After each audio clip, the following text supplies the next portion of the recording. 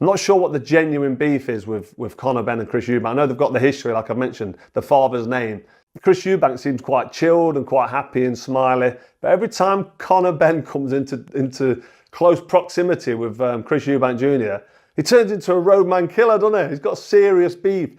Every time he gets in his face, he puts it on him. Says he don't like him, he even hates him.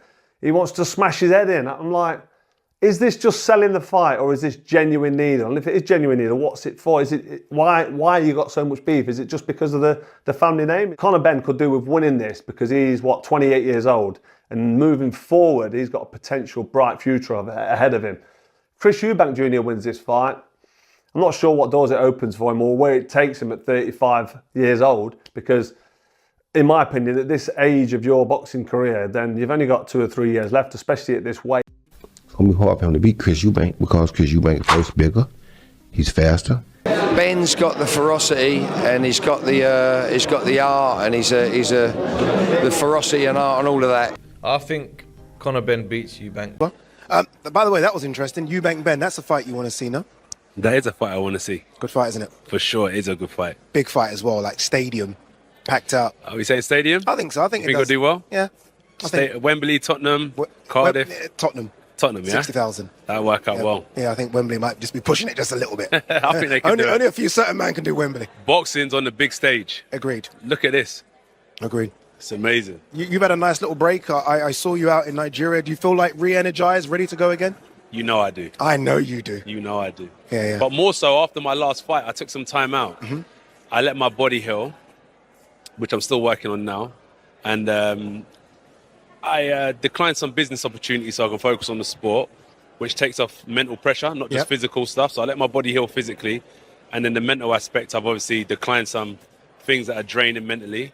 And I went away with the family, which is always good. And we're back again, ready for... It's a special time for myself as a fan in this fight, yeah, for sure. If you're Conor Benn, what does he have to do to go up 2 weight classes and beat Eubank?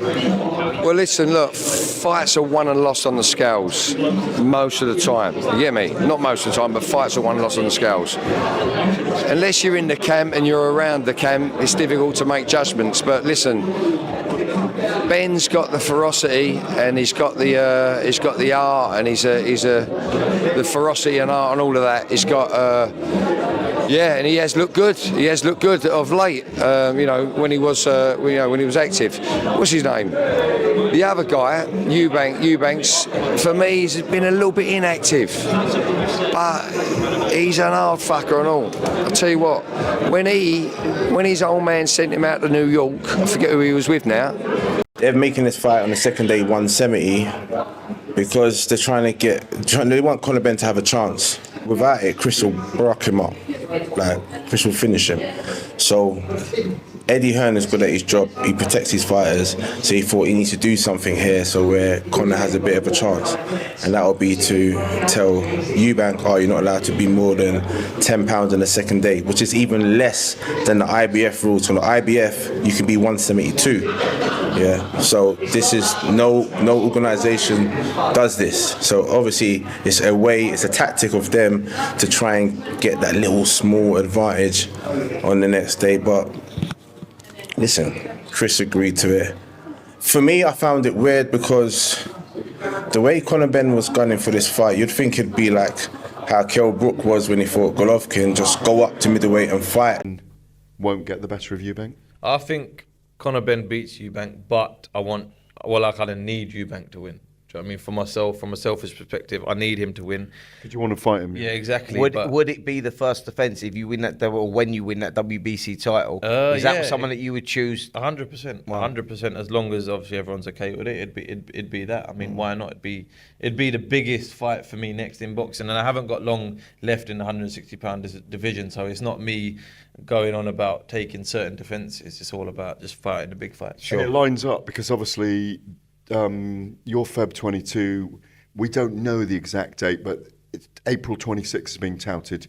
So if Chris Eubank does win, maybe it does work out as a summer fight. Yep. It's a stadium, isn't it? Yeah, it could be. It could be for sure. And I mean, Where? hopefully the Emirates. Do you know what I mean? That'd be a massive dream of mine. Not White Hart Lane, no. No. I haven't got a favourite. I think the bigger man should win, but the bigger man's he's not great himself. You know, when we talk about a good big and beats a good little man, listen, you've got to remember, Eubank's not great. And in his last fight, I thought he looked old. It's the first time I've looked at him. In Riyadh, I agree with you. He got Gareth, I thought he looked old. Yeah. I thought he looked old. Yeah. And if age is catching up on you, and listen, don't forget, his father has always banged on about him sparring heavyweights. When they were working together, and he was always talking about he spars heavyweights, he stands there as well. That shortens your lifespan in boxing. That has an effect. And if time has now come onto it, he's 35 years old, he's struggling to make the weight, time comes onto you, you've got again, Ben might not be the biggest, everybody makes that as always this huge puncher. He had a portion of his career where he didn't look like a huge puncher. He had a little window where all of a sudden he was a monster. It's going to be hard for him to beat Chris Eubank because Chris Eubank is first bigger, he's faster, he hits harder, he's had more experience in really big fights. I don't see how you're going to beat Chris Eubank, Jr. Was a fantastic fighter, is a fantastic fighter, but he's too heavy. Okay, he is a 168-pound fighter. For him to get down to 160 now is too much for him. So Conor would be fighting someone who has lost his punch resistance, which was proven with this Mr. Smith. Again, I don't talk against my son. I'm there to protect him because I know how dangerous this young man is in Conor Benn. I know how dangerous he is. 147 fights, 147. Leave Junior alone. Ferocity and art and all of that. He's got, and he has looked good. He has looked good of late. When he was active. What's his name? The other guy, Eubanks, for me, he's been a little bit inactive, but he's an hard fucker and all. I'll tell you what, when his old man sent him out to New York, I forget who he was with now, but he was out in New York. His old man's conditioned him. His old man. I like the job that both their fathers have done on their kids. I like Eubank, the way he talks. I'm probably going to piss a lot of people off here now, but I like him. I can't say I dislike him. And Ben, and he reminds me of his old man. You know what I mean? He reminds me of his old man. So yeah, great fight, great fight. I'm looking forward to it. And then just circling back to your gym, what's the latest with everyone else, the likes of John Hedges, Tommy Fletcher, etc.? Yeah, John Hedges, he's back in the gym. He's looking a lot trimmer now, and I'm hearing there's going to be an announcement. The highly anticipated fight between Chris Eubank Jr. and Conor Benn takes place on April 26, 2025 at Tottenham Hotspur Stadium in London. Titled Fatal Fury, the bout revives the legendary Eubank-Benn family rivalry. Heavyweight champion Tyson Fury and boxing legend Roy Jones Jr. favor Eubank Jr., citing his natural middleweight advantage as Benn moves up from welterweight. Jones, who previously trained Eubank Jr., highlighted his size, speed, and experience. Chris is bigger, faster, and has been in bigger fights. I don't see how Benn beats him, Jones remarked. However, Eubank Jr.'s father, Chris Eubank Sr., believes his son will lose, citing concerns about his ability to take punches after past knockout losses. He has lost his punch resistance, and Benn is dangerous, Eubank Sr. warned. British middleweight contender Hamza Shiraz believes in Benn's aggressive style, noting that Eubank Jr. has slowed down. Trainer Mark Tibbs emphasized the importance of weight management, saying, "Fights aren't always won or lost on the scales, but they play a huge role."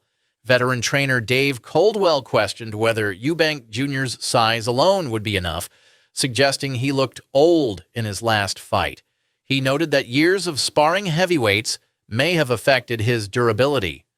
If age is catching up and he struggles to make weight, Benn could capitalize, Coldwell said. Eubank Jr.'s manager dismissed concerns, stating, "Chris will destroy Benn. He's too big, too strong, and too experienced. He also criticized Benn's promoter, Eddie Hearn, for imposing a rehydration clause to reduce Eubank Jr.'s size advantage. This fight is more than just a contest. It reignites the fierce Eubank-Benn rivalry from the 1990s. Former world champion Carl Froch insists their animosity is real, not just hype. As the fight approaches, key questions remain. Will Eubank Jr.'s size and experience dominate, or can Benn's relentless pressure lead to an upset? Fans worldwide eagerly await this explosive showdown on April 26th.